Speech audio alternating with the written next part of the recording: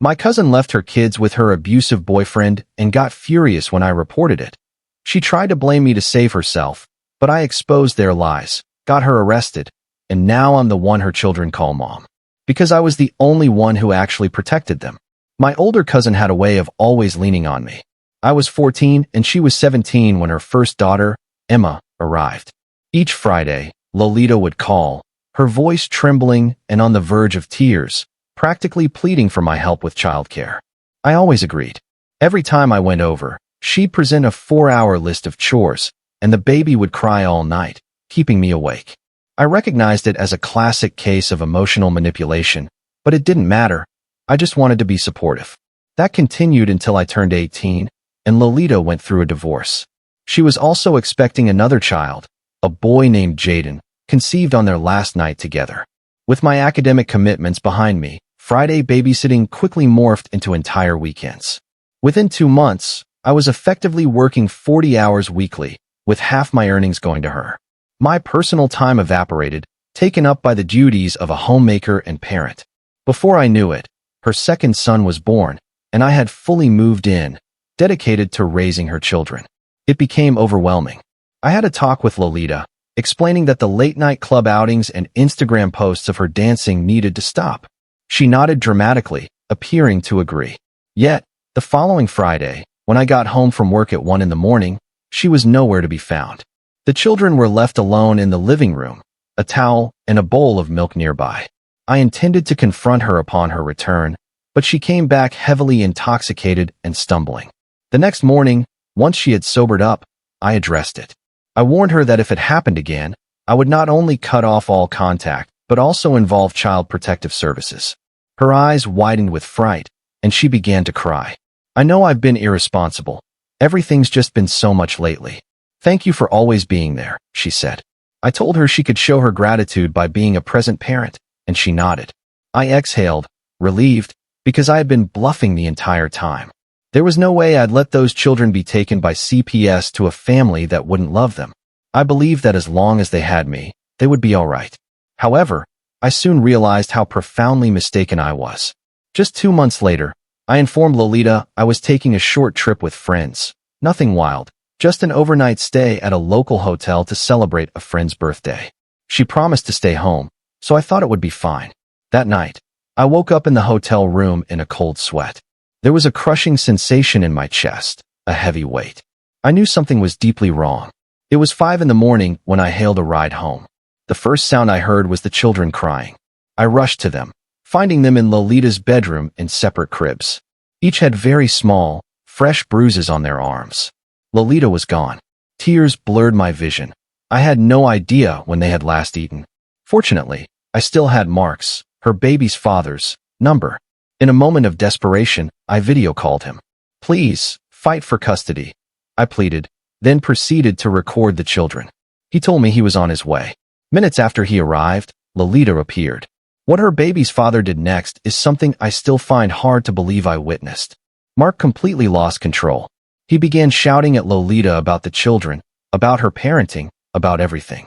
Lolita yelled back, blaming me for contacting him. She claimed I was overreacting and that the bruises were merely from the children playing. The argument escalated so fiercely that Emma started crying again and hid behind my legs. I almost called the police, but one thought stopped me. I knew deep down that Lolita deserved to face consequences for once, but the children didn't deserve to see their parents arrested. So instead, I took the children to my room while Mark and Lolita continued their shouting match. Later that day, after Mark left, Lolita cornered me in the kitchen. Her eyes were cold and calculating. You've really done it now, she stated, her voice eerily calm, which was more frightening than if she had been yelling. You think you can turn my ex against me? You think you can take my kids? I told her I only wanted what was best for Emma and Jaden. That's when she smiled, not a pleasant smile, but one that made my skin crawl. We'll see about that, she said before walking away. I should have packed my bags right then. I should have taken the children and left. But I had no legal right to them, and I was afraid of what might happen if I wasn't there to protect them.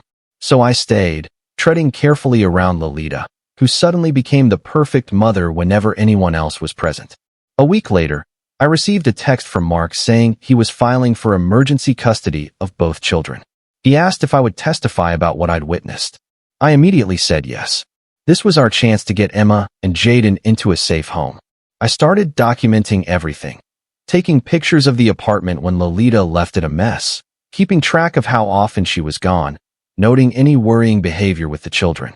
I thought I was being cautious, but Lolita must have found my notes or checked my phone because one night, after I put the children to bed, she sat me down with a feigned look of concern. "I'm worried about you," she said. "You've been acting so strangely lately, taking pictures of the children when they're sleeping, writing down everything I do. It's not normal."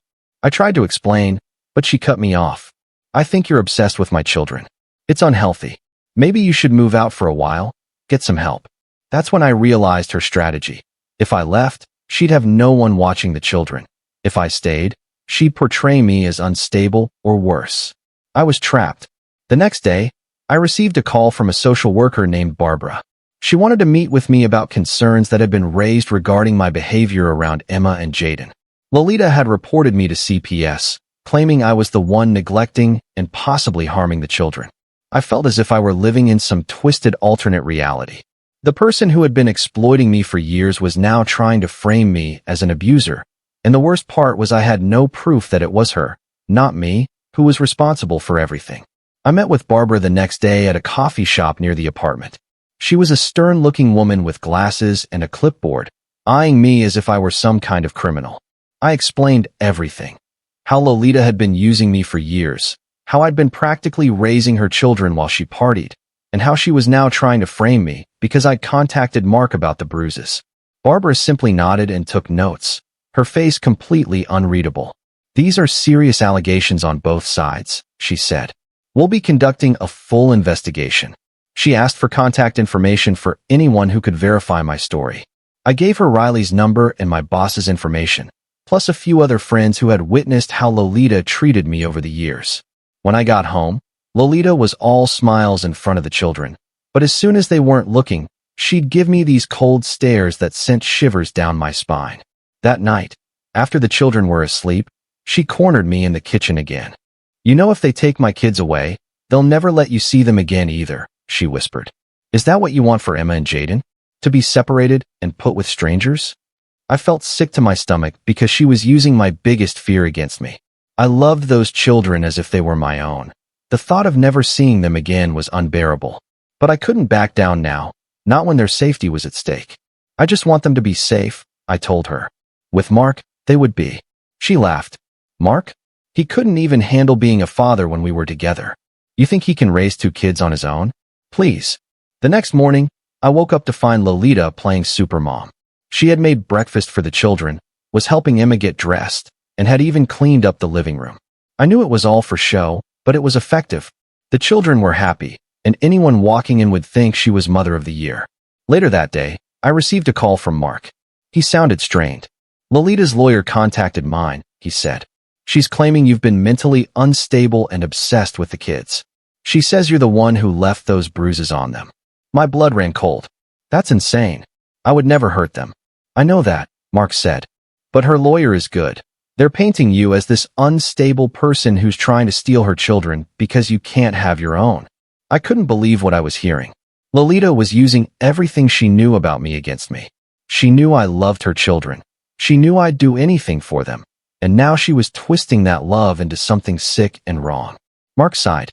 "The custody hearing is in 2 weeks. We need evidence that she's the unfit parent, not you."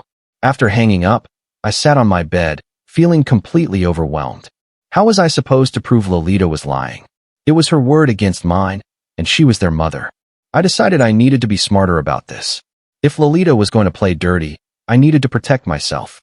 I went out that afternoon and bought a small camera, nothing fancy, just something I could set up in the living room to record what was truly happening when no one else was around. I knew it was a risk. If Lolita found it, she'd use it as proof I was obsessed or spying, but I needed evidence. I set it up on the bookshelf, hidden between some books, angled to capture most of the living room. Then I waited. For the next few days, Lolita maintained her perfect mom act. She was home every night, cooked meals, played with the children. It was like living with a completely different person. But on the 4th night, she received a text that made her smile. "I'm going out," she announced. just for a couple of hours. The kids are already asleep, so it's no big deal. Before I could protest, she was out the door. I immediately checked the camera to ensure it was recording, then I waited up, documenting the time she left and everything that happened while she was gone. Lolita didn't come home until 3 in the morning. She was drunk again, stumbling around the apartment, knocking things over. At one point, Jaden started crying, and I watched in horror as she went into his room. I followed quietly and stood in the doorway as she roughly picked him up, shushing him harshly. "Shut up," she hissed. "Mommy's tired." She shook him a little too hard, and I stepped in. "Let me take him," I said, keeping my voice calm despite my racing heart. She glared at me, but handed him over. "Always trying to be the hero," she muttered as she staggered to her room. The next morning, I checked the camera footage. It had captured everything. Lolita leaving, coming home drunk, her rough handling of Jaden. I saved the video to my phone and then to a cloud account, just to be safe. Then I texted Mark. "I have proof." He came over that afternoon while Lolita was out getting her nails done. I showed him the footage, and his face grew darker with each passing minute. "This is exactly what we need," he said. "But be careful. If she finds out you're recording her, things could get ugly." He wasn't wrong. I needed to be extra cautious now. I deleted the footage from the camera itself, but kept the copies safe. Mark left, and I felt a glimmer of hope for the first time in weeks. That hope was short-lived. When Lolita came home, she had someone with her, a tall guy named Thomas, whom she introduced as her lawyer. He smiled at me, but his eyes were calculating. "I just wanted to stop by and see the living situation for myself," he explained smoothly. Lolita has expressed concerns about the home environment. I tried to stay calm as he walked around the apartment, making notes on his phone. He asked me a few questions about my relationship with the children, how long I'd lived there, if I paid rent. I answered honestly, but I could tell he was twisting everything in his mind. Before leaving, he handed me his card. "If you ever want to discuss your side of things, give me a call. Sometimes these situations can be resolved without going to court."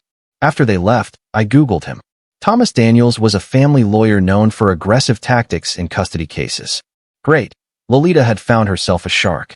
The next day, I received another visit from Barbara, the social worker. This time she wanted to observe me interacting with the children.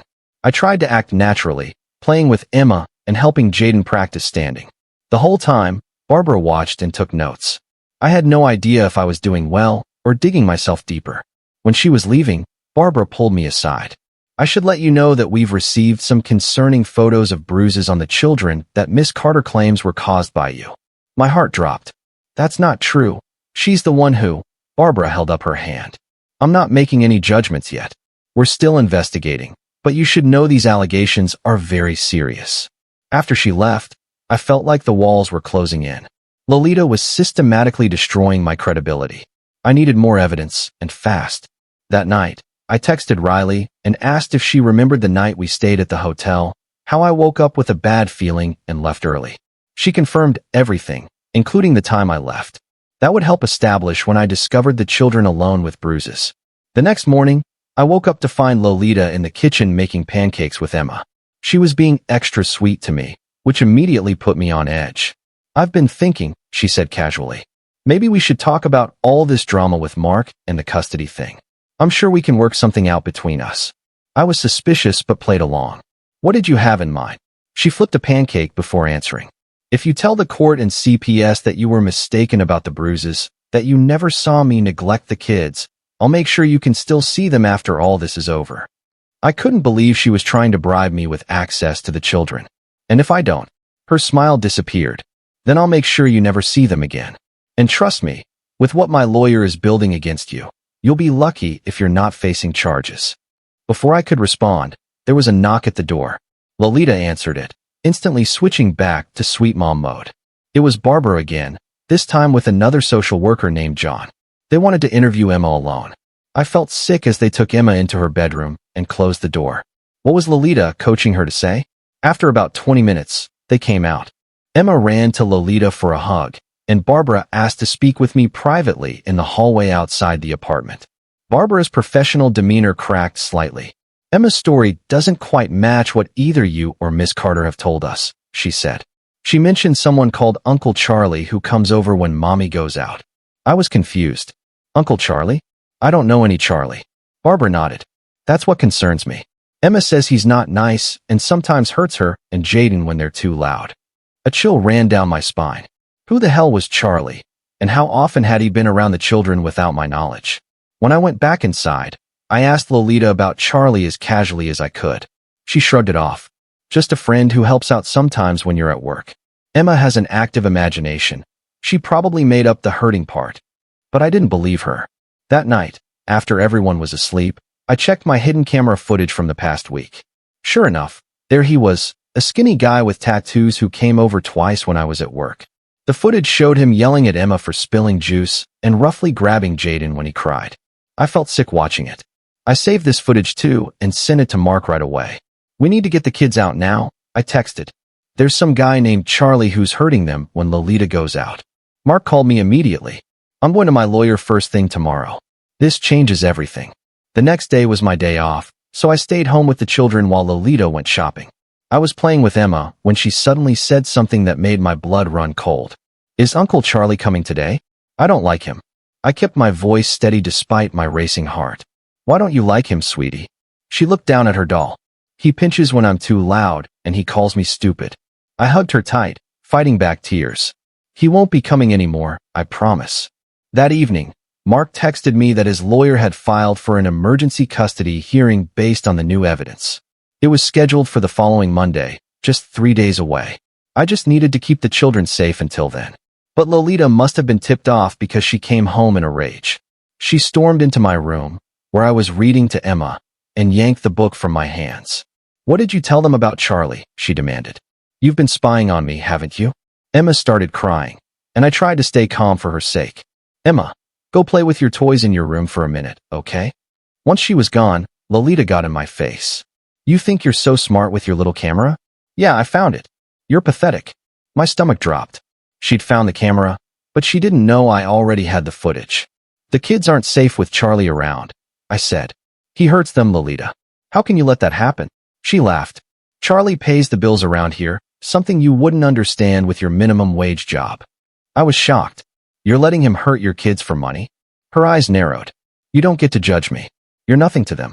Nothing. I'm their mother. A mother who leaves them alone with an abuser. I shot back. She slapped me hard across the face. I was so stunned I couldn't speak. She'd never hit me before. Get out, she hissed. Get your things and get out of my apartment right now. I shook my head. I'm not leaving the kids with you. Fine, she said, pulling out her phone. Then I'll call the police and tell them you hit me. Who do you think they'll believe? The mother or the obsessed cousin who's been secretly filming children? She had me cornered, and she knew it. If she called the police, she could spin it however she wanted. I needed to be smart about this. Let me at least say goodbye to them, I said, trying to buy time. She rolled her eyes but nodded. I went to Emma's room, where she was playing with Jaden. I hugged them both, trying not to cry. I have to go away for a little bit, I told Emma. But I'll see you again soon, I promise. Emma clung to me. Don't go. I want you to stay. It took everything in me to peel her little arms from around my neck. I quickly packed a bag, my mind racing. I couldn't just leave them, but I had no legal right to take them with me. As I was heading for the door, I texted Mark. Lolita kicked me out. She found the camera. The kids aren't safe. He responded immediately. I'm calling my lawyer now. Where are you going? I didn't have an answer. I had some savings, but not enough for a hotel for more than a few nights. As I stood on the sidewalk outside the apartment building, Riley called. Hey, I just got a weird call from some social worker asking about you, she said. What's going on? I broke down and told her everything. Without hesitation, she offered me her couch until things got sorted out. I accepted gratefully and headed to her place, feeling like a complete failure. I'd promised to protect those children, and now I couldn't even be near them. Unraveling the web the next day, I received a call from an unknown number. It was John, the male social worker. We've received some concerning new information, he said. Can you come to the office today? I agreed, and 2 hours later, I was sitting across from both John and Barbara. They looked serious. Miss Carter has made some alarming claims about your behavior, John began. She says you've been secretly recording the children, that you're obsessed with them, and that you threatened her when she confronted you about it. I took a deep breath. I did have a camera, but it was to document her neglect and the abuse from her boyfriend Charlie. I have the footage saved. I showed them the videos on my phone. Lolita coming home drunk, Charlie yelling at Emma, the state of the apartment when Lolita was gone for hours. Their expressions changed as they watched. "Why didn't you bring this to us sooner?" Barbara asked. "I was afraid," I admitted. Lolita threatened to make sure I never saw the kids again if I said anything. "They're like my own children to me." John and Barbara exchanged looks. "We need to do another home visit," John said immediately. I felt a surge of hope. Maybe they were finally seeing the truth. That afternoon, I received a frantic call from Mark. "Lolita's gone," he said. "The social workers went to the apartment, and no one was there. She's not answering her phone." My heart stopped. "What about the kids?" "I don't know," he said, his voice breaking. "I think she took them." I hung up and immediately called Barbara. She confirmed that Lolita wasn't at the apartment when they arrived for their surprise visit. "We're treating this as a potential parental abduction," she said. "The police have been notified." The next 48 hours were the worst of my life. I couldn't eat or sleep. All I could think about was Emma and Jaden, scared and confused, being dragged who knows where by Lolita. The police took statements from me and Mark, but there wasn't much they could do immediately since Lolita was their legal guardian. Then, on Sunday night, I received a text from a number I didn't recognize. "I know where Lolita took the kids. Meet me at Riverside Park tomorrow at noon if you want to know too." I showed the text to Mark and Riley. They both thought it was a trap. "It could be Lolita trying to get you alone," Riley warned. "Or it could be our only chance to find the kids," I countered. We compromised. Mark would come with me to the park, and Riley would wait nearby in her car as backup. The next day, we arrived at the park 20 minutes early and scoped out the meeting spot, a bench near the playground. At exactly noon, a woman approached us. It took me a moment to recognize her as Elizabeth, one of Lolita's friends whom I'd met a few times at the apartment. "I didn't think you'd actually come," she said, sitting down beside us. "Where are they?" Mark demanded. Elizabeth looked nervous. "Lolita's at her mom's place in Greenville, about 2 hours from here. She called me yesterday asking for money." "Why are you telling us this?" I asked suspiciously. Elizabeth sighed. "Because I saw the bruises on those kids. I told Lolita to leave Charlie, but she wouldn't listen. Those kids deserve better." She gave us the address and left quickly, looking over her shoulder as if she was afraid of being seen with us. Mark and I immediately called Barbara with the information. She told us not to go there ourselves. The police would handle it. But neither of us could just sit and wait. We drove to Greenville with Riley following in her car. The whole way there, I was a nervous wreck, imagining all the worst scenarios. What if Lolita had already moved on? What if Charlie was with them? We arrived at a small, rundown house on the outskirts of town. There was a car in the driveway that I recognized as Lolita's mom's. Mark called the police to let them know we'd found the place, and they told us to wait for them to arrive. But then we heard it. A child screamed from inside the house. Without thinking, I jumped out of the car and ran to the door, Mark right behind me. I pounded on the door, yelling Lolita's name. The door swung open, and there stood Lolita's mother, Karen. She looked tired and annoyed. "What the hell are you doing here?" she demanded. "Where are the kids?" I pushed past her into the house, calling for Emma and Jaden. Karen tried to block Mark, but he was stronger and followed me in. We found Lolita in the back bedroom, hastily packing a bag. Emma was sitting on the bed crying, and Jaden was in a portable crib, his face red from screaming. "Get out," Lolita shouted when she saw us. "This is kidnapping." "No, what you did was kidnapping," Mark said, his voice steady despite his obvious anger. "The police are on their way." I went straight to the children. Emma threw her arms around me, sobbing. "I knew you'd come. I told Mommy you promised." I picked her up while Mark got Jaden from the crib. Lolita lunged at Mark, trying to grab the baby. "Give me my son," she screamed. That's when we heard sirens outside. Lolita's face went pale. She looked at her mother, then at the half-packed bag on the bed. For a moment, I thought she might try to run, but then her shoulders slumped in defeat. The police came in with Barbara and another social worker I hadn't met before. They took statements from everyone while keeping Lolita separated from the children. I sat with Emma and Jaden in the living room, trying to keep them calm amid all the chaos. Barbara came over and knelt in front of us. "The children will be placed in emergency foster care until the court makes a decision," she explained gently. My heart sank. "Can't they stay with Mark? He's their father." "Mr. Davis is only the biological father of Emma," Barbara said. "We're still determining paternity for Jaden." Until the court hearing, they need to be in approved foster care. I looked at the children, then back at Barbara. What about me? I've been taking care of them for years. Barbara gave me a sympathetic look. You're not a licensed foster parent, and you have no legal relationship to them. I'm sorry. I felt like I was going to be sick. After everything, the children were still going to be taken away from everyone they knew and loved. Emma must have sensed my distress because she hugged me tighter. I don't want to go with strangers, she whispered. That's when Mark walked over, having overheard our conversation. What if she stays with me? He suggested to Barbara. She's been their primary caregiver. The kids trust her, and I have plenty of room at my place. Barbara considered this. It would be unusual, but not impossible. We'd need to do an emergency home study of your residence, and she would technically be considered your live-in child care provider, not a foster parent. It wasn't perfect, but it was something. I'll do it, I said immediately. Whatever it takes to keep them safe and together. The next few hours were a blur of paperwork and arrangements. Lolita was taken to the police station for questioning about the abduction and potential child endangerment charges. Karen was interviewed as well since she had helped hide the children. By evening, we had temporary approval for me to stay at Mark's place with the children while the custody case proceeded. His apartment was quickly inspected and deemed suitable.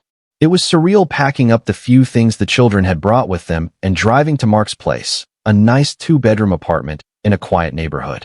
That night, after the children were finally asleep in the spare bedroom, Mark and I sat at his kitchen table, exhausted but relieved. Thank you, he said quietly, for everything you've done for them, for fighting for them when I should have been there. I shook my head. You're here now? That's what matters. The custody hearing was rescheduled for the following week.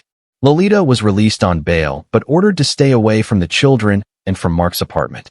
Her lawyer, Thomas, tried to paint me as an unstable, obsessed person who had manipulated the situation, but the evidence was overwhelming. My videos, Emma's statements to the social workers, Elizabeth's testimony about Charlie, and Lolita's attempt to flee with the children. The judge granted temporary full custody to Mark for Emma and temporary guardianship of Jaden pending paternity results. Lolita was given supervised visitation rights only, and Charlie was ordered to have no contact with either child. As we left the courthouse, Lolita cornered me in the hallway. Mark had gone ahead with the children to get the car. This isn't over, she hissed. They're my children, not yours, never yours. I looked her in the eye, no longer afraid. No, they're not mine, but they deserve better than what you've given them, and I'll make sure they get it. She looked like she wanted to hit me again, but a bailiff was watching nearby. Instead, she leaned in close. You think you've won? Just wait. I always get what I want in the end. I walked away, refusing to let her see how her words affected me, because deep down, I was terrified she was right. This wasn't over, not by a long shot. I watched Lolita walk away, her threat hanging in the air between us. My hands were shaking as I made my way to Mark's car, where he was buckling the children into their car seats. Emma smiled when she saw me, completely unaware of the storm still brewing around her. I forced a smile back, not wanting her to see how rattled I was. The next few weeks were surprisingly peaceful. We settled into a routine at Mark's place. I'd get the children ready in the morning before my shift at work. Mark would take Emma to preschool and Jaden to the daycare near his office, and I'd pick them up in the afternoon. It was almost like we were a normal family. Lolita showed up for her supervised visits like clockwork. She'd bring toys and treats, playing the role of perfect mom for the social worker who monitored the visits. The children seemed happy to see her, especially Emma, but they never cried when it was time to leave. That spoke volumes. One night, after the children were asleep, Mark showed me the paternity test results that had come in that day. He was indeed Jaden's biological father. I wasn't surprised. Jaden had his eyes and chin. Mark looked relieved, but also worried. This changes things, he said. I can file for full custody of both kids now. I nodded, trying to ignore the knot in my stomach. If Mark got full custody, where did that leave me? I had no legal claim to the children. I was just the cousin who helped out. The next morning, I was making breakfast when my phone buzzed with a text from an unknown number. I know what you did. Meet me at West Side Coffee at 2 p.m. or everyone else will know too. My heart raced. What was this about? Was it Lolita? I showed the text to Mark when he came into the kitchen. Don't go, he said immediately. It's obviously Lolita trying to mess with you. But curiosity got the better of me. I arranged for Riley to watch the children during my lunch break and went to the coffee shop. I spotted him immediately. Charlie, sitting in the corner with a smug look on his face. My stomach dropped as I approached his table. "What do you want?" I asked, not bothering to sit down.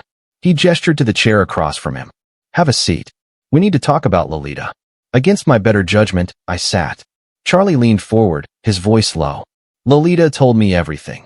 How you've been obsessed with her kids for years, how you manipulated that social worker, how you planted that camera to frame her." I almost laughed. "That's what she told you? None of that is true."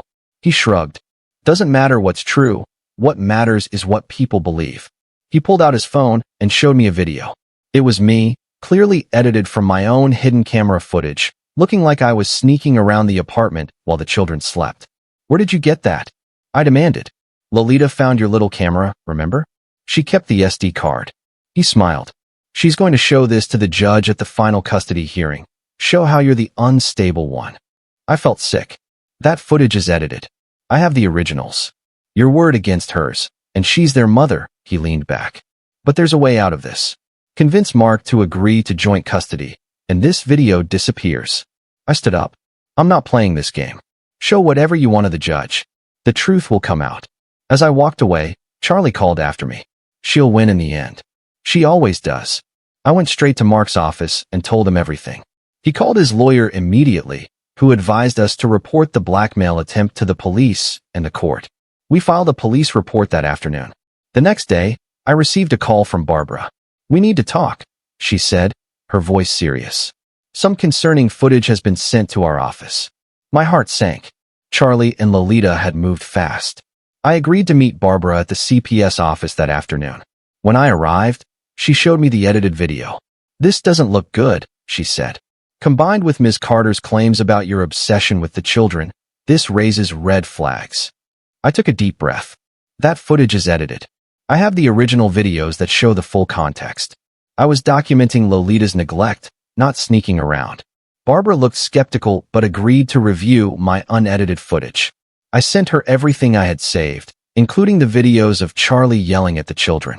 She promised to look into it and left me feeling slightly more hopeful. That hope was short-lived. When I got home, Mark was pacing the living room, looking furious. "Lolita's lawyer filed an emergency motion," he said. "They're claiming you're a danger to the kids and shouldn't be allowed around them." I felt like I'd been punched in the gut. "What? Based on that fake video? That and new witness statements about your behavior?" He ran his hands through his hair. "The hearing is tomorrow morning. If the judge grants it, you'll have to move out immediately." I couldn't believe this was happening. After everything I'd done to protect those children, I was being painted as the danger. I barely slept that night, terrified of what the morning would bring. The courtroom was cold and intimidating. Lolita sat across the aisle with Thomas and Charlie, looking confident. When the judge entered, everyone fell silent. Thomas presented their case first, showing the edited footage and calling Charlie as a witness. Charlie described seeing me obsessively hovering over the children and acting erratically when Lolita confronted me. It took everything in me not to scream out that he was lying. When it was our turn, Mark's lawyer, Jamie, presented the unedited footage and the police report about Charlie's blackmail attempt.